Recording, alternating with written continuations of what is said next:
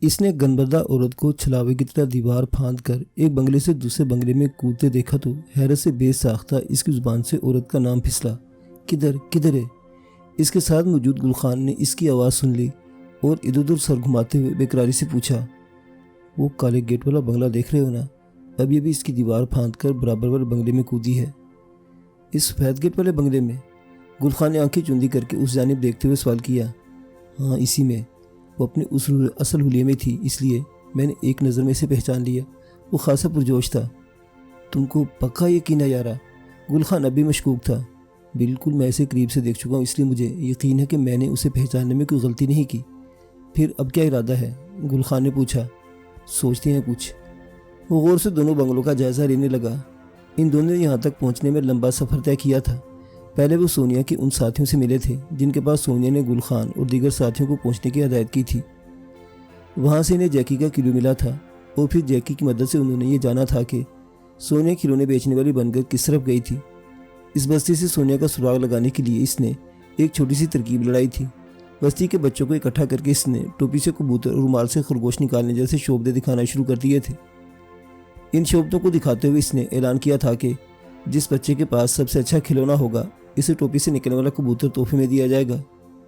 اس غربت زدہ بستی میں بچوں کے پاس مشکل ہی سے کوئی کھلونا موجود تھا، چنانچہ جیکی نے ایک سامنے سے بچے کے ہاتھ میں موجود اس کھلونے کو فوراً شناخت کر لیا جو وہ خود ہی سونیا کے بہروپ میں رنگ بھرنے کے لیے دیگر کھلونوں کے ساتھ خرید کر لایا تھا۔ تماشا نمٹانے کے بعد انہوں نے شامو نامے اس بچے کو گھیر کر اس سے بہت سی باتیں اگلوا لی تھیں۔ شامو نے بتایا تھا کہ سونیا نے اس کے گھر میں اچھا خاصا وقت گزارا تھا اور اس کی ماں سرسوتی کے ساتھ کھلونے بیچنے والے بنگلوں کی طرف گئی تھی۔ شامو سے حاصل شدہ معلومات میں اضافے کے لیے وہ سرسوتی سے ملے تھے اور لالچ دھمکی دونوں سے کام لے کر اس سے باقی معلومات حاصل کر لی تھی۔ سرسوتی کے مطابق سونیا کو اس کے پیچھے کچھ دیر میں اس بنگلے سے کھلونے بیچنے آنا تھا جہاں وہ کام کرنے گئی تھی، لیکن اس کی وہاں سے واپسی تک وہ وہاں نہیں پہنچی تھی اور اس نے گمان کیا تھا کہ وہ مایوس ہو کر کہیں اور چلی گئی تھی، کیونکہ اس بات کا امکان بہت کم تھا کہ عمرہ میں سے کوئی اپنے بچوں کے لیے اس کے معمولی کھلونے خریدنے کی زحمت کرتا۔ انہوں نے سرسوتی سے حاصل شدہ معلومات کا تجزیہ کیا تھا اور اس نتیجے پر پہنچے تھے کہ سونیا کا کوئی سراغ مل گیا تھا اور وہ وہیں کسی بنگلے میں موجود تھی۔ وہ سونیا کے نقشے پا پر چلتے ہوئے اس علاقے تک پہنچ گئے تھے اور دو گروپس میں تقسیم ہو کر تلاش کا کام کر رہے تھے۔ ابتدا میں جیکی سونیا کے غصے سے ڈر کر ان کے ساتھ دیتے ہوئے جھجک رہا تھا، لیکن پھر اس نے جیکی کو اس بات پر قائل کر لیا تھا کہ سونیا مشکل میں ہے اور انہیں ہر حال میں اسے تلاش کرنا چاہیے۔ اس کی تلاش کا سلسلہ اس اتفاق کی صورت کامیاب ہوا تھا کہ اس نے سونیا کو بنگلے کی دیوار سے پھاندتے ہوئے دیکھ لیا تھا۔ میری مانو تو جیکی کو بلا کر اس سے بھی مشورہ لے لو، خان نے اسے سوچ میں پڑتے دیکھ کر تجویز پیش کی۔ ٹھیک ہے، وہ فوراً ہی اس سے رابطہ کرنے لگا۔ تھوڑی دیر میں وہ تینوں ایک مقام پر کھڑے ایک دوسرے سے بات کر رہے تھے۔ میڈم کے اس طرح دیوار سے جم کر کے جانے کا مطلب ہے کہ وہ اس بنگلے میں چوری چھپے داخل ہوئی ہے۔ جیکی نے ساری تفصیل سن کر رائے دی۔ شاید ایسا ہی ہو، لیکن اس کے انداز میں نے عجیب سی اجلت محسوس کی تھی، جیسے دیکھ لے جانے سے زیادہ وہاں پہنچنے کی فکر ہو۔ اس نے جواباً اپنے اندازے کا اظہار کیا۔ اگر میڈم اجلت کا شکار ہوتی تو اب تک کوئی ہلچل دکھائی دے جاتی۔ سونے کی فطرت سے واقف جیکی نے رائے دی۔ ہو سکتا ہے معاملہ کچھ اور ہو۔ کچھ اور کیا؟ یہ تو معلوم کرنا پڑے گا۔ اس نے دوری سے متعلقہ بنگلے پر نظریں دوڑائی۔ کیا تم وہاں داخل ہونے کا سوچ رہے ہو؟ جیکی نے اندازہ لگایا۔ یقیناً، کہیں کوئی گڑبڑ نہ ہو جائے۔ اگر ہماری وجہ سے میڈم کا کوئی کام بگڑا تو وہ سخت خفا ہوں گی۔ جیکی اس کی تجویز سے متفق نہیں تھا۔ ٹھیک ہے، تھوڑی دیر دور دور سے جائزہ لیتے رہتے ہیں، پھر کوئی ایکشن لیں گے۔ اس نے بھی اجلت دکھانا مناسب نہیں سمجھا۔ طے پایا کہ وہ مختلف سمتوں سے سفید اور کالے گیٹ والے دونوں بنگلوں کا جائزہ لیتے رہیں گے۔ اس نے خود اپنے لیے عقبی سمت منتخب کر لی۔ بذریعہ موبائل فون تینوں بوقت ضرورت ایک دوسرے سے رابطہ قائم کر سکتے تھے۔ ہوشیار رہنا خان، اور خیال رکھنا کہ خود کو غیر ضروری طور پر مشکل میں نہ ڈالو۔ اپنی پوزیشن پر جاتے جاتے اس نے گل خان کے شانے پر ہاتھ رکھ کے اسے نصیحت کی۔ وہ خان کو اپنے ساتھ یہاں تک لے تو آئے تھے، لیکن اب احساس ہو رہا تھا کہ وہ ایک گھر بار والا بندہ ہے جس کے بیوی بچے اپنی ضروریات کے لیے اس پر انحصار کرتے ہیں۔ ٹانگ کا ہلکا سا لنگ بھی اس کا ایک کمزور پہلو تھا اور اپنی اس کمزوری کے باعث وہ کسی نازک موقع پر پھنس بھی سکتا تھا۔ بے فکر رہو یارا، ہم کوئی پاگل خانہ تھوڑی ہے کہ خود کو خام خواہ مشکل میں ڈالے گا، پر یاد رکھنے کے مشکل وقت پڑنے پر بھی پیچھے ہٹنے والوں میں سے نہیں ہے۔ جواباً گل خان کی طرف سے جذباتی پن کا اظہار ہوا۔ اس بار اس نے کچھ کہنا غیر ضروری سمجھا اور اس کا شانہ تھپک کر خود ٹہلتا ہوا عقبی سمت میں بڑھ گیا۔ یہ عقبی حصہ دراصل بنگلوں کی دو طرفہ قطار کی وہ عقبی گلی تھی جہاں سیوریج کی لائنیں اور سیفٹی ٹینک وغیرہ موجود تھے۔ वो ऐसा ऐसा चलता और मतलूबा बंगले के अक्क में पहुंचा और कान खड़े करते हुए कोई सुनगुन लेने की कोशिश की, लेकिन कामयाब न हो सका। कौन हो तुम, यहाँ क्या कर रहे हो? अभी उस बंगले में दाखिल होने के इम्कानात का जायजा ले ही रहा था कि बिल्कुल पीछे वाले बंगले का अकबी दरवाज़ा खुला और कचरे से भरी बाल्टी लिए बाहर निकलने वाले एक शख्स ने इसे डपटा। शक्ल और हुलिये से वो शख्स मुलाजिम ही दिखाई देता था जो यकीनन कचरा बाहर रखने के चक्कर में वहाँ अटपका था। प्लम्बर हूँ यार, इधर किसी ने सीवरेज लाइन लीक होने की कंप्लेन की थी, वही देखने आया हूँ। इसने बवक्त बहाना बनाया, लेकिन तुम्हारे पास सामान तो दिखाई नहीं दे रहा। इसकी नज़रों से छलकता शक दूर नहीं हुआ। अपना छोटा लेकर पहुंचता होगा। अपुन एक दावत में था, उधर ही सेठ साहब का फ़ोन आ गया तो अपुन सीधा यहाँ पहुंच गया और छोटे को सामान लेकर पहुंचने का बोल दिया। साल अभी तक आया नहीं, अपुन इसका ही वेट करता है। इसने अपनी हद तक माकूल बहाना बनाया। कौन से सेठ ने बुलाया तुम्हें? वो शख्स भी मुकम्मल मालूमात हासिल करने पर तुला हुआ था। वो है ना गुप्ता सेठ, इसने तुक्का लगाया। इधर कोई गुप्ता सेठ नहीं रहा था। मुलाजिम ने से घूरा। तुम काहे को इतनी झकझक करता है यारा? सेठ अपने को बुलाया है तो अपुन आया है, वरना किसको फुर्सत है इसे खामखा इधर आने की। वो इस शख्स से जी चाह चुका था, लेकिन मजबूरी थी कि इसे मुतमईन करना भी था। चल दिखा मुझे कौन सा पाइप लीक कर रहा है। इस शख्स को यकीन हो गया था कि वो झूठ बोल रहा है, इसलिए अकड़कर चलता उसकी तरफ आया और यही इसकी सबसे बड़ी गलती थी। गर्दन और कनपटी पर किए जाने वाले सिर्फ 2 वारों ने से किसी मुद्दा छिपकली की तरह पट से गिरने पर मजबूर कर दिया। वो इस बेहोश शख्स को खींचता हुआ उस खुले हुए दरवाजे तक लाया जहाँ से वो बरामद हुआ था। इरादा ये था कि इसे दरवाजे से अंदर धकेल कर दरवाज़ा बंद कर देगा, लेकिन अंदर मुंतकिल करते हुए अंदर की बेतहाशा खामोशी ने इसे एक और राह दिखा दी। अकबी जानी मौजूद एक छोटे से कमरे में, जो शायद इस मुलाजिम के इस्तेमाल में ही रहता था, इसे मुंतकिल करके दरवाज़ा बंद किया और बंगले के निचले हिस्से के एक चक्कर लगाया। किचन के चूल्हे पर देगची रखी थी जिसमें हल्की आंच पर कुछ पक रहा था। सजे सजा बंगले में सिर्फ एक कमरे में एक बूढ़ी खातून सोती हुई दिखाई दी। ऊपरी मंजिल पर भी कोई मौजूद नहीं था, लेकिन घर की तरतीब और आराइश से जाहिर था कि वहाँ कुछ और लोग भी मुकीम हैं। यकीनन वो जवान और मुतहर्रिक लोग होंगे जो ज़िंदगी से अपना हिस्सा वसूल करने के लिए घर से निकले हुए थे और पीछे ज़िंदगी की दौड़ से निकल जाने वाली महज सांस की डोरी से बंधी बुढ़िया एक मुलाजिम के रहमो करम पर अपने बिस्तर पर पड़ी रह रही थी। वो मकीनों की तरफ से किसी मुदाखले से बेफिक्र सीधा छत तक पहुँचा और इर्द गिर्द का जायज़ा लेने लगा। इसके मतलूबा बंगले में बज़ाहिर खामोशी थी, लेकिन अंदरूनी हिस्से में जलती मध्यम रोशनी ज़ाहिर था कि अंदर कुछ लोग मौजूद हैं। उस बंगले तक रसाई की तदाबीर गौर करता वो अतराफ का जायज़ा लेने लगा। ज़रा ही देर के जायज़े ने इसे चुका दिया। पहले शुमाली हिस्से में खड़ी एक पुलिस वैन इसकी नज़रों में आई और फिर मामूली वक्फे से इसने 2 मुख्तलिफ समतों में एक के बाद दीगरे मज़ीद गाड़ी रुकते और इनमें से पुलिस वालों को बाहर निकलते हुए देखा। उनके हरकत से साफ जाहिर था कि वो इस इलाके का घेराव कर रहे हैं। इसने जल्दी से अपने दोनों साथियों को कॉन्फ्रेंस कॉल में लाई और सूरत हाल से आगाह किया।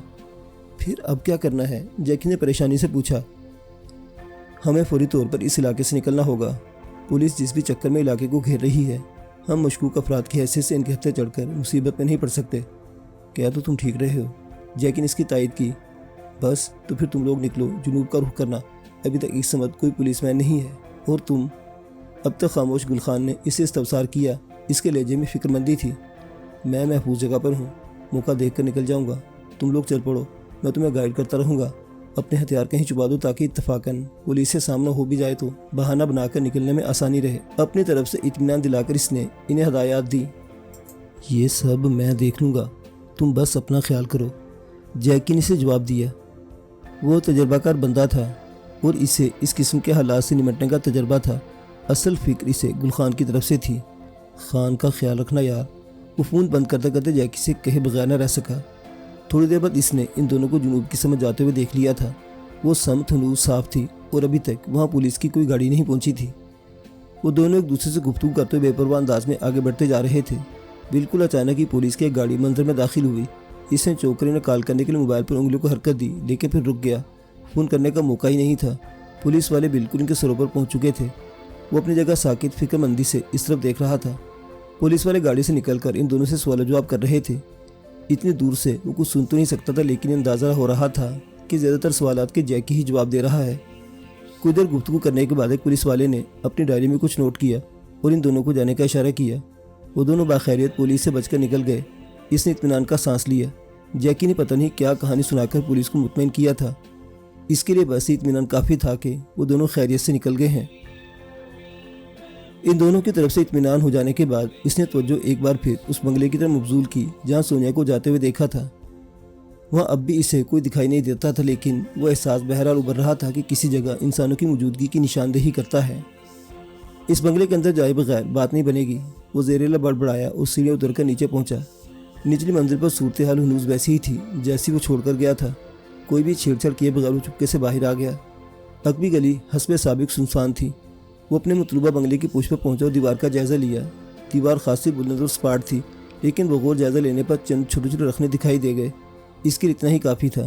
دونوں جوتے اتار کر جیبوں میں ٹھونسے اور ہاتھ پیروں کی انگلی ان ناخنوں میں رخنے پھنسا کر پھرتی سے اوپر چڑھنے لگا۔ اوپر سے جھانک کر اس چیز کا پہلے ہی جائزہ لے چکا تھا کہ دیوار پر کانچ کے ٹکڑے یا بجلی کے تار وغیرہ موجود نہیں ہے۔ چنانچہ ذرا سا اوپر پہنچ کر کسی بندر کی طرح اچھلا اور دیوار کی منڈیر تھام لی۔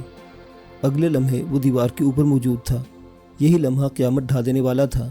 طاقتور کرنٹ نے اسے زور کا جھٹکا دیا اور وہ کسی فٹ بال کی طرح اچھل کر دھمکی آواز کے ساتھ بنگلے کے پچھلے حصے میں جا گرا تھا۔ تم جانتے ہو کہ یہودی تعداد میں دیگر بڑے مذاہب کے پیروکاروں کے مقابلے میں بہت کم ہے، لیکن انہیں اپنی ذہانت اور چالاکی کے استعمال سے خود کو منوانا آتا ہے۔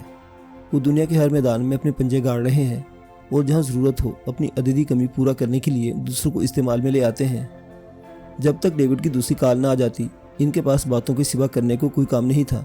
چنانچہ خاموشی سے ایک چھوٹے سے وقفے کے بعد ایک بار پھر گفتگو کا سلسلہ شروع ہو گیا تھا۔ یہ گفتگو زیادہ تر سونیا ہی کر رہی تھی۔ اس کے پاس کہنے کو بہت کچھ تھا۔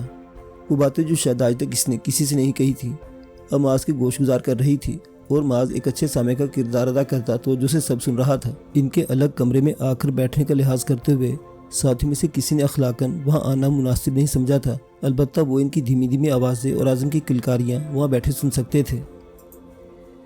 میں اپنے تئیں انڈیا کی ایک امیر لیکن عام شہری کی رہائش گاہ میں داخل ہوئی تھی، اور ظاہراً سیکورٹی کا جو جدید نظام نصب تھا اسے بھی دولت مندی کے کھاتے میں ڈال دیا تھا۔ اگر میں تمہارے ساتھ بچے کے لیے سیٹ کیے گئے کمرے میں نہ جاتی اور وہاں ہر طرف مقدس ستارے کا عکس نہ دیکھتی تو مجھے احساس ہی نہ ہوتا کہ میں انجانے میں کسی شخص کے گھر میں آ گئی ہوں۔ تم نے ڈیوڈ اور اس کی بیوی کی تصویریں دیکھی ہوں گی نا؟ سچ بتاؤ کہ تمہیں یہ جان کر حیرت نہیں ہوتی کہ اتنے عمر رسیدہ جوڑے کا ایک شیرخواہ بیوی بھی ہے؟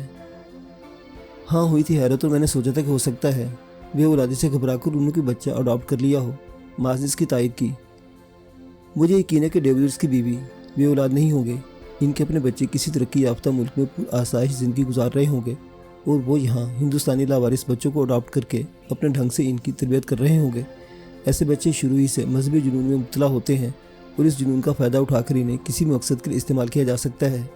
اس ترکیب کا سب سے بڑا فائدہ یہ ہوتا ہے کہ ایسا بچہ مر بھی جائے تو خود اپنا کوئی نقصان نہیں ہوتا۔ وہ جسے یہودی بناتے ہیں اسے کاغذات میں اپنا نام تو دے دیتے ہیں، لیکن کبھی یہودی تسلیم نہیں کرتے۔ ان کا نسلی برتری کا غرور اس بچے کے سوا جس نے یہودی ماں کی کوکھ سے جنم لیا ہو کسی کو یہودی تسلیم کرنے کی اجازت نہیں دیتا۔ اس نے خود یہودی ماں کی کوکھ سے جنم لیا تھا اور یہودیوں کے درمیان ہی پلی بڑھی تھی، اس لیے ان کی رگ رگ سے واقف تھی۔ تمہاری پرورش بھی یقیناً انہی خطوط پر ہوئی ہوگی، معاذ نے دریافت کیا۔ بالکل، پھر تم میں وہ مذہبی جنونیت کیوں نہیں، بلکہ اب تو تم بغاوت کی راہ پر چل نکلی ہو۔ میرا معاملہ باقی بچوں سے تھوڑا سا مختلف اس لیے ہے کہ مجھے ان کی طرح لکسری ماحول نہیں پالا گیا۔ میں ان مظلوم فلسطینی بچوں کے ساتھ پلی بڑھی جن کو یتیم کرنے کے بعد اپنی جنگ کا ایندھن بنانے کے لیے تیار کیا جا رہا تھا۔ مجھے ان میں سے ایک بچہ آج بھی یاد ہے۔ اسے چھوٹی سی عمر میں قرآن کا کافی حصہ یاد تھا، اور وہ مجھے بتاتا رہتا تھا کہ جو کچھ ہمیں مسلمانوں کے خلاف پڑھایا اور بتایا جا رہا ہے وہ سچ نہیں ہے۔ وہ مجھے محمد صلی اللہ علیہ وسلم کی سیرت کے متعلق بہت سے متاثر کن قصے سناتا تھا، لیکن پھر ایک دن ہمارے تعلیق نے ہمارے درمیان ہونے والی گفتگو سن لی، اور اس جرم میں اسے اتنی کڑی سزا دی کہ وہ زخموں کی تاب نہ لا کر چند دن میں مر گیا۔ میں نے دفنائے جانے سے پہلے اس کی لاش دیکھی تھی، اور قسم کھا کر کہہ سکتی ہوں میں نے پوری زندگی میں کسی مرنے والے کے چہرے پر ایسی رونق اور روشنی نہیں دیکھی۔ اس کی آنکھیں نم تھیں اور وہ دور کہیں کسی اور منظر میں پہنچی ہوئی تھی۔ اس کی موت نے مجھے ڈرا دیا تھا، اس لیے میں نے کچھ قاعدے قوانین سے ہٹ کر چلنے کی ہمت نہیں کی، اور نہ وہ سب کچھ سیکھتی رہی جو مجھے سکھایا جاتا رہا۔ لیکن یہ بھی سچ ہے کہ اپنے بچپن کے دوست کی وہ باتیں ہمیشہ میرے ذہن کے کسی گوشے میں محفوظ رہیں۔ پھر جب میری دراب سے شادی ہوئی تو اس کی ماں کی وجہ سے بچپن کی باتیں ایک بار پھر تازہ ہو گئی۔ دراب جتنا بڑا بدماش تھا اس کی ماں اتنی ہی نیک اور عبادت گزار عورت تھی۔ وہ روز بلند آواز میں قرآن مجید کی تلاوت کرتی تھی اور انجانے میں ان سارے نظریات پر ضرب لگاتی رہتی تھی جو مجھے ازبر کروائے گئے تھے۔ دراب کی ماں مری تو مجھے خود سے لڑنے کی اذیت سے نجات ملی، اور میں اس راہ پر آسانی سے چلنے لگی جس پر چلنے کی مجھے تربیت دی گئی تھی۔ لیکن اندر جو تقسیم کی وہ تو قائم ہی رہی، اور جب ایسا ہو تو بندہ کبھی نہ کبھی کسی نہ کسی بہانے انقلاب سے گزرتا ہی ہے۔ میں بھی گزر گئی۔ اس نے گویا اپنی داستان ختم کر کے چپ سادھ لی۔ اس سب میں تم ماں بیٹی کے تعلق کا کیا ہوا؟ کچھ بھی صحیح، وہ تمہاری ماں تھی اور ماں اپنے اولاد سے محبت کے بغیر تھوڑا رہ سکتی ہے۔ سونیا سے سب کہتے ہوئے اس کے تصور میں اپنی ماں کی تصویر لہرا گئی۔ اس کی خوشادہ اور سلیقہ مند ماں اولاد کے آرام پر اپنا سکون وار دیتی تھی۔ اس کی زندگی کا محور و مرکز اپنی اولاد تھی، اور جب اس سے اس اولاد کی دوری کی اذیت سہنی پڑی تو وہ زیادہ دن نہ جی سکی۔ اپنی ماں کی موت اور کنبے کی جدائی کا داغ سینے میں لیے وہ ان ظالموں کے خلاف بہت کچھ کرنا چاہتا تھا، لیکن ہر بار حالات ہاتھ پیر باندھ کر اسے بے بس کر ڈالتے تھے۔ میری ماں بھی ایک تقسیم شدہ عورت ہے۔ فطرت اسے مجھ سے محبت کرنے پر مجبور تو کرتی ہے، لیکن زخمی انا ایسا کرنے نہیں دیتی۔ اسے ہر بار یاد آ جاتا ہے کہ میں اس شخص کی نشانی ہوں جو دھوکے سے اس کی زندگی میں شامل ہوا تھا۔ یوں بھی اس کے نزدیک اولاد کا نمبر ملک اور قوم کے بعد آتا ہے، اور وہ اس جنون میں مبتلا ہے کہ اپنی قوم کی حکمرانی پوری دنیا پر قائم کر کے دم لے گی۔ غداری کا الزام لگ چکا تھا اور سزا کا فیصلہ بھی ہو چکا تھا، اس لیے اس بات سے کوئی فرق نہیں پڑتا تھا کہ وہ جو بھی گفتگو کر رہی ہے اسے کہیں اور سنا جا رہا ہوگا۔ مذہبی جنون جہاں بھی ہو وہ انسان کو نارمل نہیں رہنے دیتا۔ ایسا جنونی انسان بھول جاتا ہے کہ دنیا کا کوئی بھی مذہب نہ تو انسانوں سے نفرت کرنا سکھاتا ہے اور نہ ہی انسانیت کی تذلیل کی اجازت دیتا ہے۔ یہ بس کچھ مخصوص لوگ ہوتے ہیں جو معصوم لوگوں کو اپنے پیچھے لگا کر ایسی انتہا پسندی پر لے جاتے ہیں جس کے نتیجے میں پیدا ہونے والا ظلم انسانیت کو شرمانے پر مجبور کر دیتا ہے۔ ہمارے درمیان بھی ایسے جنونیوں کا ایک طبقہ موجود ہے۔ بس اللہ سے یہی دعا ہے کہ ایسے جنونیوں کو ہدایت دے اور اس دنیا میں امن قائم کرے۔ معاذ کے الفاظ میں دکھ بھی تھا اور اس بدصورتی کا اعتراف بھی جو وطن عزیز کے ایک ایسا داغ بن گئی تھی جو آہستہ آہستہ دنیا بھر میں پاکستانیوں کے لیے ناپسندیدگی اور نفرت کا باعث بن رہی تھی۔ تمہارے ہاں اس جنونیت کو باقاعدہ پلانٹ کیا گیا ہے۔ تمہاری مخالف قوتوں نے سمجھ لیا تھا کہ مذہب تمہاری سب سے بڑی قوت ہے، اس لیے انہوں نے اس شعبے پر کام کیا اور چالاکی سے ایسے لوگوں کو اس شعبے میں داخل کیا جنہوں نے سب کچھ الٹ کر رکھ دیا۔ اس عدم توازن نے تمہارے لوگوں کو ذہنی طور پر متوازن نہیں رہنے دیا۔ سونیا کا تبصرہ سچ پر مبنی تھا، لیکن اسے اس پر رائے دینے کا موقع نہیں ملا کہ باہر سے سنائی دینے والی ایک زوردار آواز نے توجہ کھینچ لی۔ یہ کیا ہوا؟ سونیا پریشانی سے بولتی ہوئی اپنی جگہ سے کھڑی ہوئی۔ ایسا لگتا ہے کہ باہر کوئی شے آ کر گری ہے۔ معاذ نے تبصرہ کیا اور وہ دونوں تیزی سے کمرے سے باہر نکلے۔ لاؤنج میں موجود ان کے ساتھیوں نے بھی وہ آواز سن لی تھی اور پریشان کھڑے تھے۔ آواز عقبی حصے سے آئی ہے، ہم چل کر دیکھتے ہیں کہ کیا ہوا ہے۔ جارو معاذ کی صورت دیکھتے ہی بولا تو معاذ اس کی بات سے اتفاق کے ساتھ چل پڑا۔ براہ راست باہر نکلنے کے بجائے انہوں نے پہلے عقبی کمروں کی طرف ایک کھلنے والی کھڑکی سے باہر جھانک کر دیکھا۔ باہر ایک جوان عمر آدمی زمین پر آڑا ٹیڑھا پڑا ہوا تھا اور اس کے حالت سے ظاہر تھا کہ وہ بے ہوش ہے۔ یہ کون ہے اور کہاں سے آیا؟ ان کے پیچھے چلی آنے والی سونیا نے بھی اس شخص کو دیکھ کر حیرت سے بولی، باہر نکل کر دیکھنا پڑے گا، یہ کوئی چال بھی ہو سکتی ہے۔ معاذ کا ارادہ جان کر سے خدشے کا اظہار کیا۔ ہم جس طرح پھنس چکے ہیں اس کے بعد کسی چال کی گنجائش باقی نہیں رہتی۔ معاذ کی بات میں وزن تھا۔ پھنس چکے ہیں مطلب؟ جارو نے تشویش سے پوچھا۔ کیا تمہیں نہیں معلوم؟ میں تو سمجھ رہا تھا تمہارے لمبے کانوں نے سونیا اور میرے درمیان ہونے والی تمام گفتگو باقی لوگوں تک پہنچا دی ہوگی۔ معاذ کو اس کے یوں سوال کرنے پر حیرت ہوئی۔ میں نے پہلے بھی بتایا تھا کہ دوست کے کسی دوسری جگہ ہونے والی گفتگو سننے کے لیے مجھے ارادتاً اپنی توجہ مرکوز کرنا پڑتی ہے، اور میں اتنا بد اخلاق انسان نہیں ہوں کہ دو دوستوں کو تنہائی میں جاری گفتگو پر کان لگا کر بیٹھ جاؤں۔ پھر تو تمہیں پوری تفصیل سنانا پڑے گی، اور یہ کام میں باقی دوستوں کی موجودگی میں کروں گا۔ فی الحال جو مسئلہ درپیش ہے اسے چل کر دیکھتے ہیں۔ معاذ نے اس سے کہا اور لانج میں واپس آیا جہاں باقی لوگ اس کے منتظر تھے۔ پچھلی طرف ایک آدمی بے ہوش پڑا ہے۔ بظاہر کوئی زخم نظر نہیں آ رہا، لیکن اس کی بے ہوشی جنون لگتی ہے، اسے کرنٹ لگا ہوگا۔ اس نے منتظر لوگوں کو تجسس دور کرنے کے لیے جو اطلاع دی تھی اس پر سب سے پہلے اور بے ساختہ رد عمل انوپ نے دیا۔ کرنٹ؟ کیا یہاں دیواروں میں کرنٹ دوڑ رہا ہے؟ لیکن میں نے تو کوئی الیکٹرک وائر نہیں دیکھی۔ ہم خود بھی پڑوسی دیوار پھاند کر اندر آئے تھے۔ انوپ کی دی اطلاع اس کے لیے حیران کن تھی۔ الیکٹرک وائر بچھائے نہیں گئے، لوہے کی پتلی سی پتریاں منڈیروں پر ایک پٹی کی صورت میں موجود ہیں اور ان پر دیواروں جیسا ہی کلر کیا گیا ہے، اس لیے دیکھنے میں نظر نہیں آتی، انوپ نے بتایا۔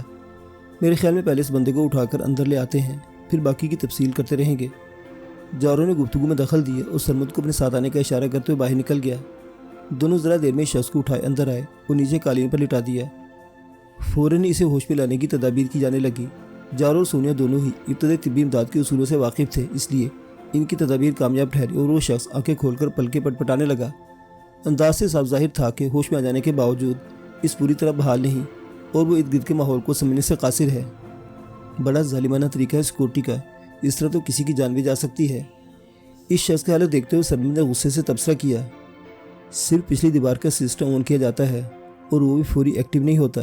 پہلی بار پتری پر پریشر پڑنے سے کچھ نہیں ہوتا، لیکن دوبارہ بھی ایسا ہو تو کرنٹ آ جاتا ہے۔ مجھے تو حیرت ہے کہ یہ بندہ اتنی اونچی دیوار پر چڑھا کیسے، وہاں تو بلیاں وغیرہ بھی نہیں چڑھ سکتی۔ انوپ نے گویا وضاحت دی، اس کی ملازمت کے عرصے میں پہلا واقعہ پیش آیا تھا کہ کسی نے عقبی دیوار پھاند کر اندر داخل ہونے کی کوشش کی تھی اور کرنٹ کا بھی نشانہ بن گیا تھا۔ یہ سب باتیں چھوڑو اور اس کے لیے ایک گلاس گرم دودھ لے کر آؤ، معاذ نے ڈبٹ کر اسے کہا تو وہ منہ بناتا ہوا کچن کی طرف بڑھ گیا۔ پیچھے جارو اس کی نگرانی کے لیے موجود تھا۔ انوپ کے مزاج کی تیز تراری کی وجہ سے اس پر بالکل بھی بھروسہ نہیں کیا جا سکتا تھا، البتہ اس کا ساتھی ہاشو اس کے مقابلے میں قدرے بزدل اور بے ضرر تھا، بلکہ جب سے ان کے تعداد میں اضافہ ہوا تھا وہ کچھ گھبرایا ہوا نظر آ رہا تھا اور مسلسل ایک کونے میں سمٹ کر بیٹھا ہوا تھا۔ تم کون ہو مسٹر؟ کہ تم بتانا پسند کرو گے کہ تم نے دیوار پھاند کر اندر داخل ہونے کی کوشش کیوں کی؟ سونیا بھی شخص سے مخاطب تھی اور اسے بات کرنے پر اکسا رہی تھی، لیکن وہ جواب دینے کے بجائے خاموشی سے اس کے چہرے کو گھور رہا تھا۔ اسے سہارا دے کر بٹھاؤ سرمد، دودھ وغیرہ پی کر شاید اس کے حواس پوری طرح بحال ہو سکے۔ معاذ کو پتہ نہیں کیوں اس جوان پر رحم آ گیا جو اسے سونیا کی فوری تفصیل سے بچانے کی کوشش کر رہا تھا۔ اس کی آواز سن کر جوان نے نظروں کا رخ پھیر کس طرف دیکھا اور معاذ نے آنکھوں کو تاثر بدلتا دیکھا، یوں لگا کہ وہ اسے دیکھ کر خوش ہوا ہو، لیکن بس یہ پل بھر کی بات تھی۔ اس نے نظروں کا زاویہ بدلا اور سرمد کے سہارے اٹھ کر بیٹھنے لگا۔ اسی اثنا میں انوپ جارو کی نگرانی میں گرم دودھ کا گلاس لے کر آ گیا۔ نوجوان اطمینان سے دودھ کا گلاس خالی کرنے لگا۔ مجھے یقین ہے کہ یہ شخص میک اپ میں ہے اور اس نے اپنے چہرے میں تبدیلی لانے کے لیے پلاسٹک اور کاسمیٹک سرجریز بھی کروا رکھی ہیں۔ سونے اس کے قریب سے اٹھ کر معاذ کے پاس آئی اور دھیمی آواز میں آگاہ کیا۔ واقعی؟ معاذ چونکا اور غور سے نوجوان کے چہرے کو دیکھا۔ یقیناً جو بھی تبدیلیاں کی گئی تھیں وہ بہت ماہر ہاتھوں نے کی تھی، اس لیے دور سے دیکھنے پر اسے کچھ محسوس نہیں ہو پا رہا تھا۔ سونیا البتہ اس کے بالکل قریب بیٹھی رہی تھی، اس لیے اس کی تجربہ کار نظروں نے تبدیلیوں کو بھانپ لیا تھا۔ پتہ نہیں کون سی مصیبت میں ہے، اب اس کی اصلیت معلوم کرنے کے لیے اس کا بھی انٹرویو کرنا پڑے گا۔ وہ پہلے ہی تناؤ کا شکار تھا، ڈیوڈ کے اب تک دوبارہ کال نہ کرنے سے اس تناؤ میں اضافہ ہوا تھا اور اوپر سے ایک اور مسئلہ نازل ہو گیا تھا، تو جھنجھلاہٹ محسوس کرنا فطری سی بات تھی۔ اس جھنجھلاہٹ نے خود بخود اس کی نظروں میں تندی پیدا کر دی۔ نوجوان نے دودھ کا گلاس ختم کر کے نیچے رکھا اور اطمینان کے معاذ کی طرف دیکھنے لگا۔ معاذ کی تندی کے مقابلے میں اس کی نظروں میں بڑی نرمی تھی۔ مجھے آپ سے تنہائی میں کچھ باتیں کرنا ہے، بالکل اچانک یہ فرمائش کر کے اس نے معاذ کو حیران کر دیا۔ وہ کیوں؟ لہجے میں سختی سے موقع دریافت کیا۔ کیوں کا جواب تو آپ کو مجھ سے تنہائی میں بات کر کے ہی مل سکے گا۔ اس پر گویا معاذ کے لہجے کا اثر ہی نہیں ہوا، یہ بولتے ہوئے آواز بھی بدلنے کی کوشش کر رہا ہے۔ سونے نے معاذ کے کان میں سرگوشی کی۔ میں نوٹ کر چکا ہوں، معاذ نے آہستہ سے جواب دیا اور نوجوان کی طرف متوجہ ہوا۔ اگر میں تمہارا مطالبہ ماننے سے انکار کر دوں تو میں آپ سے معذرت کر لوں گا، کیونکہ جو کچھ میں آپ سے کہنا چاہتا ہوں اس کے لیے تنہائی ہی مناسب ہوگی۔ اس کے لہجے میں سنجیدگی اتر آئی۔ معاذ کچھ دیر اسے بغور دیکھتا رہا، پھر فیصلہ کن لہجے میں بولا، ٹھیک ہے، آؤ میرے ساتھ۔ بہت شکریہ۔ وہ اس کا جواب سن کر خوش ہو گیا اور جلدی سے اٹھ کر کھڑا ہونے کی کوشش کی، لیکن اس کوشش میں اس کے چہرے کے زاویے بگڑ گئے۔ کیا تم کوئی تکلیف محسوس کر رہے ہو؟ معاذ نے فوراً محسوس کیا۔ کرنٹ کھا کر جتنی بلندی سے میں گرا ہوں، اس کے بعد یہ سوال بنتا ہی نہیں، اس نے مسمسی صورت بنا کر جواب دیا۔ مشورہ کس نے دیا تھا یوں دوسروں کے گھروں میں دیواریں پھاندنے کا؟ سونیا کو اس کی اداکاری پر غصہ آیا۔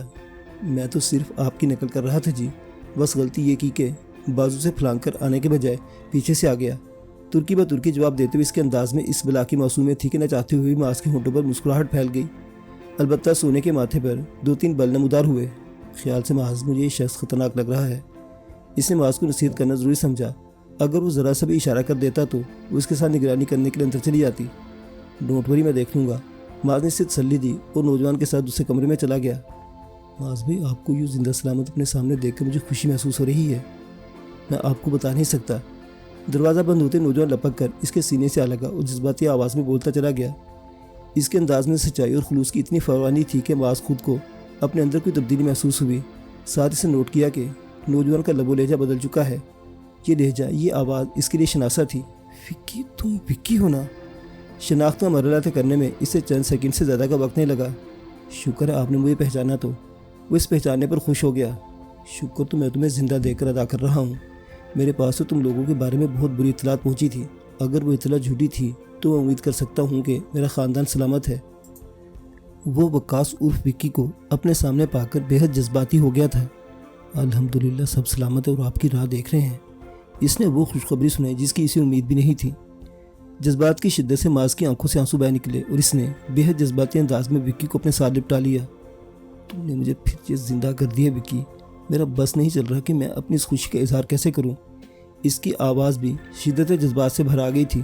خوشی کی انتہا پر کھڑا وہ ان حالات کو بھی بھول گیا تھا جس میں ساتھیوں سمیت گھرا ہوا تھا۔ خوش تو وہ پگلی بھی بہت ہوگی جب میں اسے آپ سے ملنے کی اطلاع دوں گا۔ وکی ارینا کا تصور کر کے مسکرایا۔ ارینا کی بات کر رہے ہو نا تم؟ کیسی ہے میری گڑیا اور کہاں ہے؟ اتنا جذباتی وہ شاید زندگی میں پہلے کبھی نہیں ہوا تھا۔ ٹھیک ہے، آپ کو بہت یاد کرتی ہے۔ سچ پوچھوں میں اسی کی خاطر آپ کو ڈھونڈتا ہوا یہاں پہنچا ہوں، آپ کو اپنے ساتھ لے کر اس سے ملوانے۔ وکی پتہ نہیں کیا کہنا جا رہا تھا کہ یکدم ہوش میں آیا اور تیز کی ہونٹوں پر اپنا ہاتھ رکھ دیا۔ نہیں وکی پلیز نہیں، آگے ایک لفظ بھی نہ بتانا۔ کیا بات ہے معاذ بھائی، کیا کوئی مسئلہ ہے؟ وکی کو اس کے انداز نے تشویش میں مبتلا کیا۔ اس سے بڑا مسئلہ اور کیا ہوگا کہ ہم اس وقت دشمنوں کے جال میں پھنسے ہوئے ہیں اور ہمارا یہاں ادا کیے جانے والا ایک ایک لفظ سنا جا رہا ہے۔ معاذ دکھی اور شکستہ لہجے میں بولتا ایک طرف بیٹھ گیا۔ ابھی سے افسوس ہو رہا تھا کہ جذباتیت میں ایک ایسی اطلاع دشمنوں تک پہنچ گئی جس سے ہرگز نہیں پہنچانا چاہیے تھا۔ کہ واقعی ہماری یہاں کی جانے والی گفتگو کہیں سنی جا رہی ہے؟ وکی کو بھی اس اطلاع نے صدمہ پہنچایا۔ ہاں، معاذ نے مرے مرے لہجے میں تصدیق کی۔ او میرے خدا! وکی نے دونوں ہاتھوں سے اپنا سر تھام لیا۔ وہ جانتا تھا کہ جو کچھ ہوا ہے اس کے نتیجے میں لالا عیسیٰ کا خطیر سرمایہ اور بڑی قربانیاں رائے گاہ چلی گئی ہیں، لیکن یہ وہ کمان سے نکلا ہوا تیر تھا جو لوٹ کر واپس نہیں آ سکتا تھا۔ کیا یہاں رکے رہنا آپ کی مجبوری ہے؟ میرا مطلب ہے کہ کیا ہم سب یہاں سے نہیں نکل سکتے؟ کچھ دیر صدمے کی کیفیت میں مبتلا رہنے کے بعد اس نے خود کو سنبھالا اور ماں سے پوچھا۔ سونے کا خیال ہے کہ ایسی کوشش بے سود ثابت ہوگی۔ دشمن اتنا طاقتور ہے کہ اپنی مرضی کے ذرا بھی خلاف کچھ کرنے پر بیٹھے بیٹھے دفن کر دے گا۔ کہ آپ سونیا پر اعتماد کر سکتے ہیں؟ وہ تو خود دشمن کی صف سے ہے۔ پہلے بالکل بھی اعتماد نہیں کرتا تھا، لیکن اتنے عرصے سے جس طرح وہ قدم بہ قدم میرا ساتھ دیتی رہی ہے، اعتبار قائم ہوتا جا رہا ہے۔ معاذ کو اعتراف کرنا پڑا۔ میں نے اس کی موجودگی کی وجہ ہی سے سب کے درمیان اپنا تعارف نہیں کروایا تھا۔ مجھے کیا معلوم تھا کہ یہاں دیواروں کے بھی کان ہیں۔ جو ہوا انجانے میں ہوا۔ امید ہے جس نے اب تک ہم سب کی حفاظت کی ہے وہ آئندہ بھی اپنا کرم کرتا رہے گا۔ معاذ نے اسے تسلی دی۔ انشاءاللہ۔ یہ بتاؤ کہ تم ہم تک کیسے پہنچے؟ ہمارا کھوج لگانا، وہ بھی پاکستان سے یا آ کر، کوئی آسان بات تو نہیں ہے۔ اس کے پیچھے بھی دشمنوں کی مہربانی ہے۔ وکی نے ایک ٹھنڈی سانس بھرتے ہوئے جواب دیا اور اپنے یہاں تک پہنچنے کی ساری تفصیل کیا سنائی۔ اچھا، تو جیکی اور گل خان بھی تمہارے ساتھ ہیں؟ ایسا کرو کہ انہیں یہاں سے دور جانے کا کہہ دو، کہیں ایسا نہ ہو کہ تمہیں تلاشتے وہ بھی اندر آ کر پھنس جائے۔ ساری کہانی سن کر اس نے فکر مندی سے کہا، ان دونوں کو تو میں نے پہلے اس علاقے سے نکلنے کی ہدایت کر دی تھی۔ اصل مجھے لگا تھا کہ پولیس اس علاقے کا گھیراؤ کر رہی ہے۔ اس نے اکبر بنگلے میں داخل ہونے اور چھت سے اطراف کا جائزہ لینے کی بات بتائی۔ اللہ کرے کہ وہ دونوں صحیح سلامت نکل جانے میں کامیاب ہو گئے ہوں۔ ایسا کرو کہ ان سے رابطہ کر کے سختی سے تاکید کر دو کہ خود کو چھپانے اور بچانے کی کوشش کریں، بلکہ اپنے موبائل بھی کہیں پھینک دے تاکہ ان کے ذریعے ٹریس نہیں کیا جا سکے۔ میں ابھی یہ کام کرتا ہوں۔ وقاص اس کی بات سمجھ کے جلدی سے کال ملانے لگا، جبکہ معاذ خود اٹھ کر باہر نکل گیا۔ باہر سونے اس کی منتظر تھی۔ وہ وقاص ہے، وقاص اور وکی۔ او مائی گاڈ، یہ ناقابل یقین ہے۔ میڈم ایکس نے تو مجھے خود اس کی باقی لوگوں کے ساتھ مرنے کی خبر دی تھی۔ اسے سن کر یقین نہیں آ رہا تھا۔ یہ معجزہ کیسے ہوا مجھے نہیں معلوم، مگر اتنا جانتا ہوں کہ میرے رب نے مجھ پر بہت بڑا احسان کیا ہے اور رب کا شکر گزار تھا۔ تمہیں بہت مبارک ہو معاذ، یقین جانو میں خود ان سب کو بچانا چاہتی تھی، لیکن میرے اختیار میں کچھ بھی نہیں تھا۔ سونے کے لہجے میں محسوس کی جانے والی سچائی تھی۔ اللہ نے اتنی بڑی مہربانی کر دی ہے، اب تم سے کوئی شکوہ نہیں رہا۔ معاذ کی خوشی چھپائی نہیں چھپتی تھی۔ اتنی پریشانی میں بھی اس خوشخبری کو پا کر اس کے اندر زندگی کی نئی لہر دوڑ گئی تھی۔ وکی یہاں تک کیسے پہنچا؟ سونیا بہرحال تشویش میں مبتلا تھی۔ معاذ نے وقاص کے یہاں پہنچنے کی ساری تفصیل کیا سنائی۔ مجھے یقین ہے کہ یہ ساری کارروائی تمہیں تلاش کرنے کے لیے کی گئی ہوگی، اور ایسے ممکن نہیں کہ وکی پر نظر رکھنے کا کوئی انتظام نہ کیا گیا ہو۔ اس کے ساتھ کوئی نہ کوئی ایسی ڈیوائس نتھی کی گئی ہوگی کہ اس کی لوکیشن سے باخبر رہا جا سکے۔ سنتے اس نے تبصرہ کیا، ہو سکتا ہے ایسا ہی ہو، لیکن اب ایسی کسی ڈیوائس کی اہمیت کیا رہ گئی ہے؟ وکی کے خود تک پہنچنے سے قبل ہم ویسے ان کے چنگل میں پھنس گئے ہیں۔ معاذ کی بیان کردہ حقیقت نے سونے کو شانے جھکانے پر مجبور کر دیا۔ واقعی اب ایسی باتیں غیر اہم ہو چکی تھی۔ ڈیوڈ کال کیوں نہیں کرتا؟ کال کرے تو ہم انتظار کی اس عذیت سے نکلے۔ وہ عجیب سی صورتحال میں گھرے تھے، اس لیے معاذ اب اعصابی کشیدگی کا شکار ہونے لگا تھا۔ خود کو کمپوز رکھو، اگر تم خود نہیں سنبھال سکے تو باقی کو کون حوصلہ دے گا؟ سونیا نے اس کے بازو کو نرمی سے دباتے ہوئے سمجھایا تو اس نے ایک طویل سانس لیا اور اس بات میں سر ہلاتے ہوئے لاؤنج میں آیا۔ وہاں سب چہروں پر سوالی نشان لیے بیٹھے تھے۔